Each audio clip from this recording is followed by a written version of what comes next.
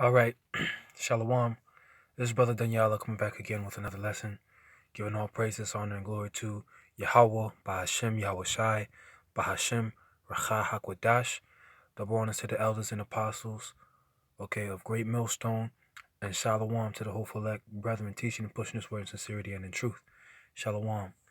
And I'm going to title this video, What Does It Mean? What is the end of the world? All right? What is the end of the world? Right? Because in these Christian churches, they Salakia. In these Christian churches, they refer to the end of the world as in the end of the whole earth, as if the whole earth is going to be destroyed. Salakia, one second.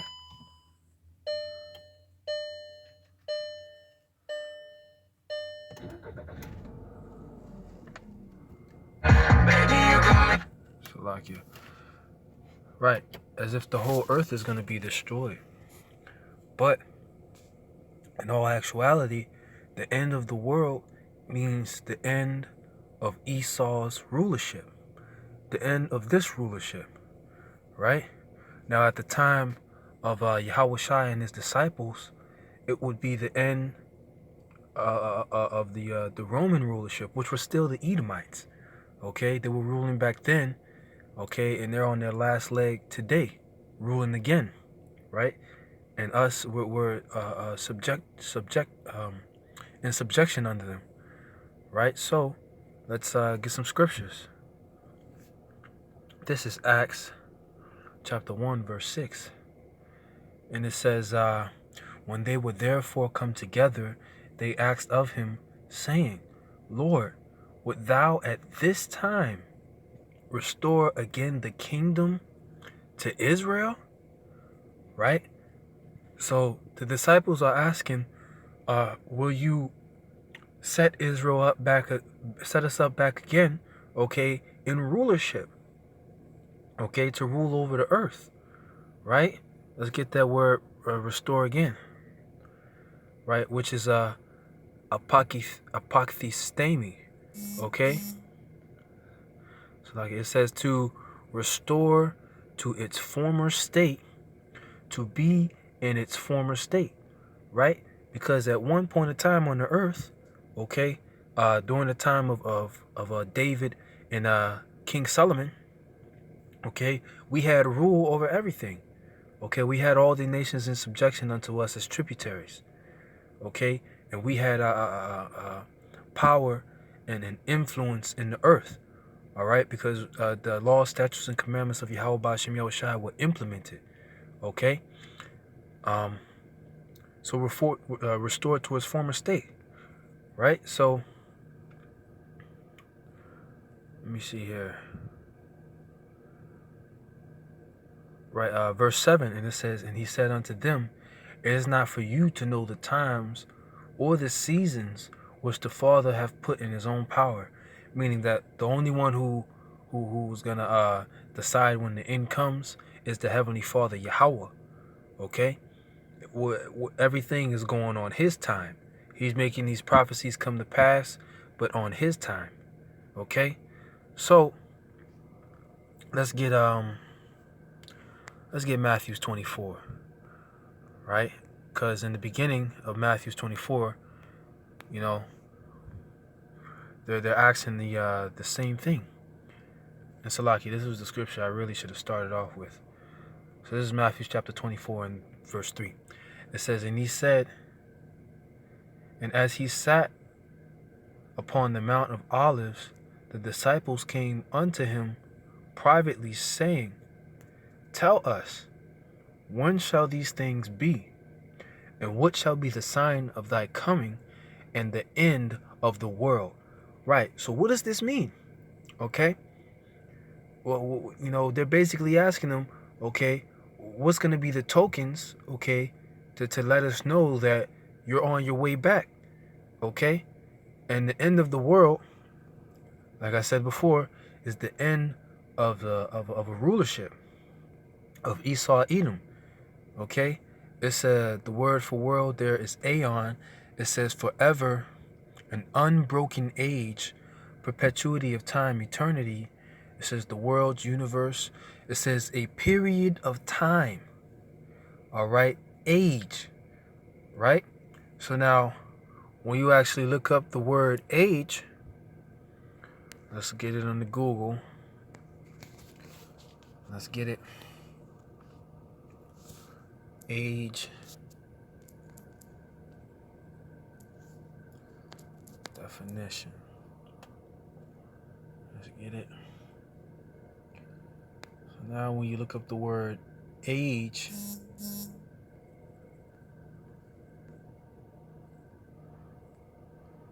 you're going to go to the Merriam-Webster dictionary.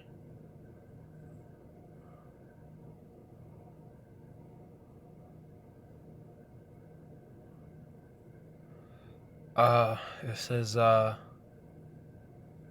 time of life at which something particular, some particular qualification, power, or capacity arises or rests. Salakia. It says one of the stages of life, the length of existence extending from the beginning. Salakia.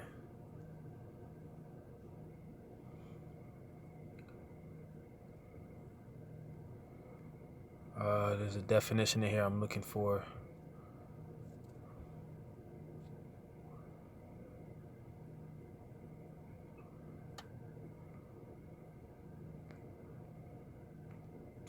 All right, one of these definitions is a generation. You know, Salakia. Here it is. Definition 2. It says a period of time dominated by a central figure or prominent feature, right? And at that time of Yahawah and his disciples, okay, those dominant figures were the Romans, okay, which were the Edomites, who were going by the name of the Romans, okay? So during that period of time, the Romans had dominance, okay, on the earth. They had the rule, right? Just like in the during the Greek rule, right? What do you call that? The Hellenistic age, right? Where the Greeks had the rule, all right? Which were Edomites who were calling themselves Greeks, okay? But they're really from the line of Esau. So it's the same today. Esau has the rule, okay? So what they're asking is, when is going to be the beginning of our kingdom and the end of Esau's kingdom, okay?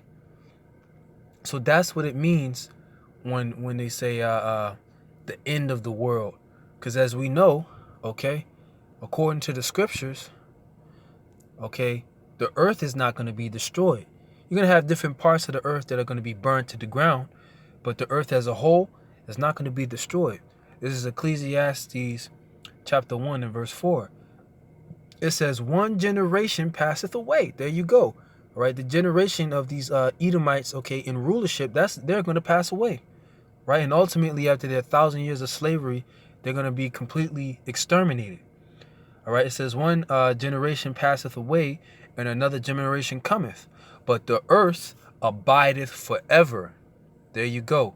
That word for earth is aratazah, right, meaning the earth, the whole globe, okay? So it's the earth is always going to be here, all right? But the people who are ruling is Esau, Edom. The kingdom's going to be translated unto us, the Israelites, okay? So let me get some more scriptures. But that's what it means by the end of the world, the end of an age, all right? The end of an age, okay? Now, in the Greek, that word there was aeon. If it was talking about the whole earth, you would get the word oikumene, and I'm going to get a little example here, right? This is Luke chapter 2, verse 1. It says, and it came to pass in those days that there went out a decree from Caesar Augustus that all the world should be taxed, okay?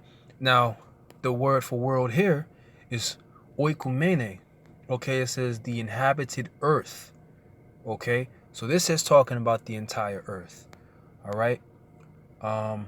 It says, Let me see here. It says the whole inhabited earth. All right, world, the inhabitants of earth, men, universe. All right, so this is you go to Salaki, you go down here. It says as now by implication, land, that is the terran part of the earth, and it says globe. Okay, so that's what if it was the earth, then the word would be oikomene, but the word there is aeon, right? Meaning, the age of rulership. Okay, so right now the disciples were asking this, but really the men of the Lord all throughout the scriptures have been asking the same question. Let's get example from Esdras, right? Wanting to know, when are we going to get to rule? All right. Here, I'm gonna take this off. I gotta turn this light off. Right. So this is 2nd Ezra chapter 6 and verse 7. It says, "Then answered I and said, what shall be the parting asunder of times, and when shall be the end of the first and the beginning of it that followeth?" Right. So he's asking, when is the switch gonna happen, man? What shall be the parting asunder of times? Okay, when is gonna be the end of Esau's kingdom and the beginning of our kingdom? It says, and he said unto me, from Abraham unto Isaac, and when Jacob and Esau were born of him, Jacob's hand held first the heel of Esau, right? Which that represents, the Israelites pulling these Edomites out of power, okay? Taking them, the word Jacob means Yaiquab, right? Which means to supplant, or literally to take by the heel, right? So it's, just like the scriptures say, the day of the Lord shall come. He shall come as a thief in the night. So they're not gonna know when the Israelites take the kingdom, man. They're gonna catch them by surprise. It says, verse 9, for Esau is the end of the world, right? The end of this current age, man. This current rulership. And Jacob is the beginning of it that followeth, right? So if the whole earth is going to be destroyed, how is Jacob going to be the beginning of it that followeth, right? That's because the whole earth will not be destroyed, right? You're just going to have a transition of rulership, okay? Right? Because really, the earth was made for our sakes, right? So let's get that. It says, this is 2nd Ezra chapter 6 and verse 57. And now, O Lord, behold, these heathen, which have been reputed as nothing, right? Meaning the Lord don't care about these heathen. They have no value to the Lord. Only the Israelites do. Have begun to be lords over us and to devour us, right? We're under the rule of Esau, Edom, and these other nations, man. Right? And they use all the skills that we have to forward their kingdom, man. They get rich off of us, okay? And they spoiled us, okay? Had us in slavery. They still have us in slavery, okay? We working for their different corporations, all right? And they've done all manner of wickedness unto us. It says, but we thy people, whom thou hast called thy firstborn, thy only begotten, right? Right? We're the only nation that the Lord has ever dealt with, man. Okay? And thy fervent lover are given into their hands. Right? Because, we went off. Okay? And this is our punishment. If the world now be made for our sakes, why do we not possess an inheritance with the world? How long shall this endure? Right? So if the world is made for us, how become we don't have an inheritance, man? So, the world was made for us, right? And when Yahawah returns to gather his elect, we'll be joint heirs with Yahawah, okay, to possess the earth and different planets, in the universe, man, to possess everything, basically, man. All right? So, Salakia, let me get another scripture here. Yeah.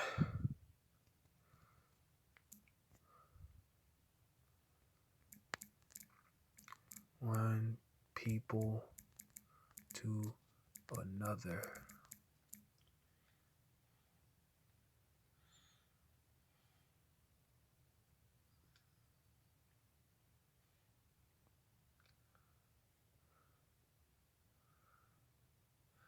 Right? Because Esau, Edom, has done all this wickedness in the earth. And because of all this wickedness, the kingdom's going to be taken away from him. Just like the same with all these other nations, man. Oh yeah, let's get it. Let's start at verse 7. This is Ecclesiasticus chapter 10, verse 7. It says, pride is hateful before the Most High and man. And it says, and by both doth one commit iniquity. Right? And Esau is the proudest man on the earth, man. Okay? You can see a good example is President Trump. Right? You can see the pride in him. Okay, the way he speaks as if basically as if he's God, man. He's so proud that he even tried to say that he was the chosen one, the Messiah, right? See how that's how proud these devils are, man. Okay, and the word devil means deceiver. Okay, and verse 8 it says because of unrighteous dealings, okay, Esau, Edom, putting us in the slavery, okay, chopping us up, feeding us to each other on the slave ships, okay, feeding our babies to alligators, okay, committing adultery, taking our women from us and raping them, okay, right? Because of unrighteous dealings, injuries, right, which the nation of Israel, you so-called Negroes, Latinos, and Native Americans were injured by these people, man, right? And riches got by deceit, right? Riches got by deceit. The kingdom is translated from one people to another, right? So that's what's going to happen. That's the end of the world, the end of Esau's world and the beginning of Jacob's world, man. Okay? The kingdom, as right now as we speak, man, you're witnessing the transition of Esau's kingdom, okay, to the kingdom of Israel, right? That's what you're witnessing. That's why you have all the men of Israel waking up, going out to the highways and the byways, right? And prophesying the destruction of this place. Okay? So that's what the end of the world means, meaning the end of this rulership, the end of Esau's rulership. Okay? So Lord willing, that was edifying. Once again, all praises to Yahawah by Hashem Yahweh Shai, by Hashem Arakak. Double honors to the elders and apostles of Great Millstone, and shalom to the hopeful elect brethren, teaching and pushing his word in sincerity and in truth. Shalom.